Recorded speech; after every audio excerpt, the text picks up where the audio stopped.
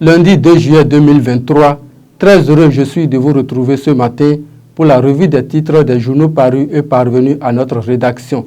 On démarre par le quotidien Maison Dabarou qui nous donne à lire ce matin Gouvernance Talon 2 avec la ministre Aurélie Adamsoulé Zoumarou, la reine du numérique étend son empire au grand bonheur des Béninois. Cette information est à lire à la page 2 du journal. Commune de Niki, le SE Terrence relance les opérations de recasement. Parakou, pour les passionnés des métiers de l'audiovisuel et du numérique, Sefouman Dabarou vous offre des formations à partir de 10 000. À l'occasion de son anniversaire, Axel Méry fait des dons de vivres à 2 orphelinats de Parakou. On reste toujours avec le quotidien Dabarou qui nous donne un autre titre à lire ce matin. Pour le rétablissement de leurs droits, les agents licenciés de l'OCBN appellent Talon au secours.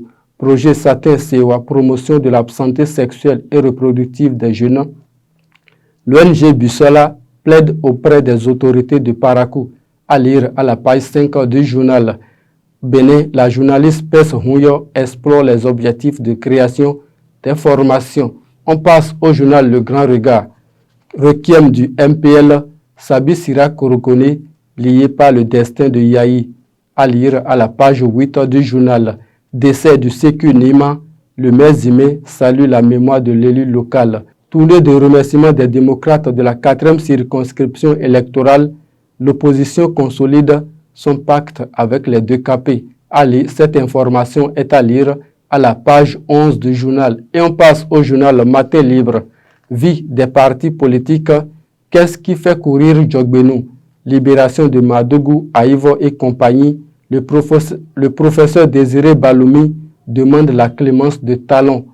Secteur de la santé, 30 élèves internes des hôpitaux bientôt déployés.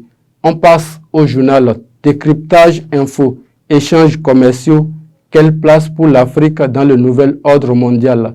La réponse à cette interrogation est à lire à la page 4 du journal. Soins de santé au Bénin, le CHUDO, bientôt doté d'un service d'ophtalmologie moderne. 3e édition du tournoi de l'indépendance, Patrice Alakpato donne le top 13 équipes en compétition. La nouvelle tribune à présent. Lutte contre la corruption, le système prend l'eau de partout. Montée des eaux au Bénin, les consignes du ministre José Tonato aux piroguiers et barreurs. Ces consignes sont à lire à la page 3 du journal. Bénin, l'OCRC fait le point de la traque contre les cybercriminels. Et on passe au journal Le Télégramme. 3e édition du tournoi de l'indépendance, la messe du football, encore au rendez-vous à Cotonou. Trafic de drogue, un Béninois arrêté à l'aéroport de l'Inde. Mouvance présidentielle, Djogbenou et Abdoulaye Biochane se sont encore vus. Le quotidien Le Figaro à présent. Apparition publique répétée de l'ancien chef de l'État. Qu'est-ce qui fait courir Boni Yahi? Cybercriminalité, les chiffres effrayants du nouveau rapport de l'OCRC. Pour son premier congrès ordinaire, le cercle des femmes leaders engagées en réunion à Cotonou le samedi prochain. La boussole pour mettre un terme à cette revue des titres, gouvernance sous la rupture, toute une nation travaille pour une seule personne, selon Boni Yahi. Demande d'appui des pouvoirs publics, des arnaqueurs ciblent Talon à travers la divinité attaque Pessou. Ce sera tout, mesdames et messieurs, pour cette revue des titres. Merci de nous avoir suivis et prenez le rendez-vous pour demain matin.